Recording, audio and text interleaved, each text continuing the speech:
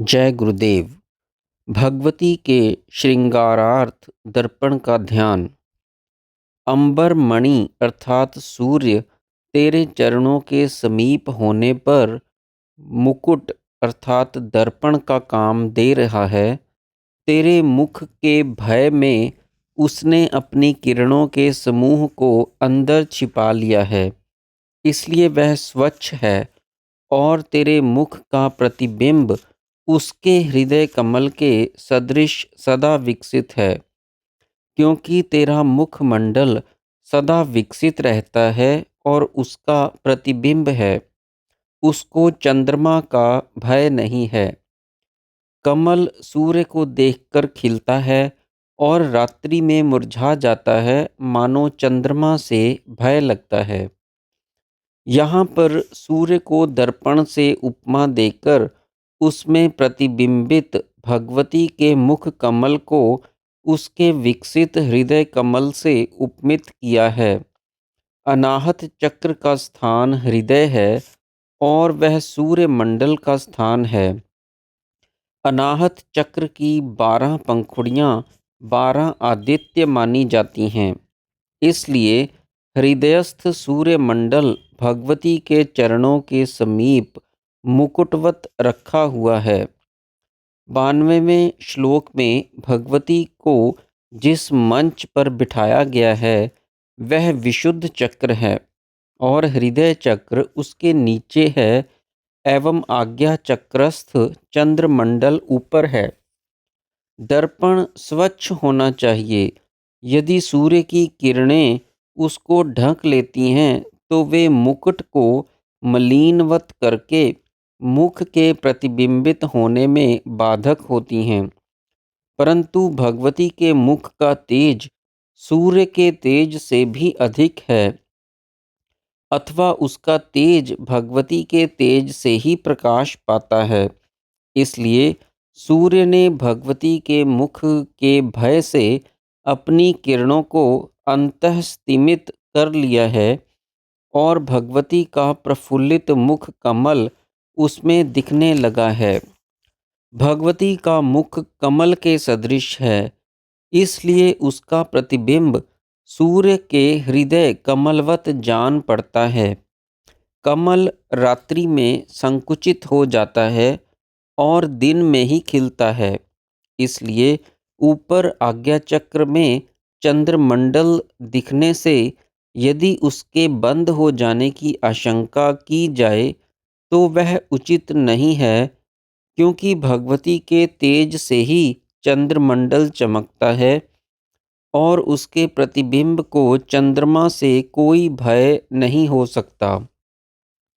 कठोपनिषद की छठी वल्ली के 5वें श्लोक की यथादर्शे तथा आत्मानि इत्यादि श्रुति पर भाष्यकार भगवत्पाद लिखते हैं कि जैसे मल रहित दर्पण में मनुष्य को अपना प्रतिबिंब स्पष्ट दृष्टिगोचर होता है, वैसे ही तमोगुण और रजोगुण से शुद्ध होने पर बुद्धि रूपी निर्मल आदर्श पर आत्म तत्व का प्रतिबिंब स्पष्ट दिखा करता है। अर्थात योगियों को प्रत्यक्ष होने वाला हृदय पुरुष परम तत्व का प्रतिबिंब है, जो ऊर्ध्वोन्मीलित सूर्य और अधोन्मीलित चंद्र के योग से योगियों के हृदय में सदा क्रीड़ा किया करता है। अथवा वह शक्ति का ही रूप है जो योगियों के हृदयस्थ सूर्य मंडल रूपी मुकुर में परम तत्व का प्रतिबिंब मात्र है। श्रृंगार के डिब्बे का ध्यान।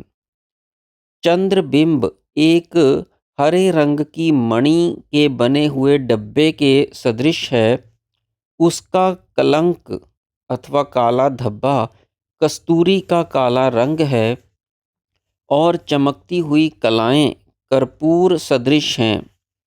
दोनों को जल में पीसकर तेरे आभोग के लिए डिब्बे में भरकर रखा हुआ है, जो प्रति रात्रि खर्च होता रहता है और ब्रह्मा उसे फिर दिन में बार बार भरता रहता है। नीचे चरणों के पास सूर्य मंडल और ऊपर विशुद्ध चक्र में 16 कला युक्त चंद्रमंडल दोनों भगवती के श्रृंगार के साधन हैं। सूर्यमंडल यदि मुकुर है तो चंद्रमंडल श्रृंगार का डिब्बा है। कृष्ण पक्ष भगवती की रात्रि और शुक्ल पक्ष दिवस है। शुक्ल और कृष्ण पक्षों के देवताओं के दिन रात कहते हैं। भगवती की स्पर्या की असुलभता। तू त्रिपुरारी के अंतःपुर की रानी है, इसलिए तेरे चरणों की स्पर्या पूजा की मर्यादा चंचल इंद्रियों वाले मनुष्यों को सुलभ नहीं, और इंद्र की प्रमुखता में रहने वाले ये देवगण तेरे द्वार के निकट खड़ी रहने वाली अणिमादि की अतुल सिद्धियों तक ही पहुँच पाते हैं। देवताओं के पास जो अणिमादि सिद्धियां होती हैं, उनका स्थान भगवती के अंतःपुर के बाहर ही है। जैसा कि श्री चक्र के भूग्रह के बहिर्द्वारों पर उनका स्थान बताया जाता है, और असंयतेंद्रिय चंचल चित्त वाले मनुष्यों की तो वहाँ तक गति ही दुर्लभ है। उनको तो भगवती की पूजा करने का भी सौभाग्य प्राप्त नहीं होता। कहा है, देवों भूत्वा देवम यजेत, और सिद्धियां भी अंतःपुर में प्रवेश नहीं कर पाती।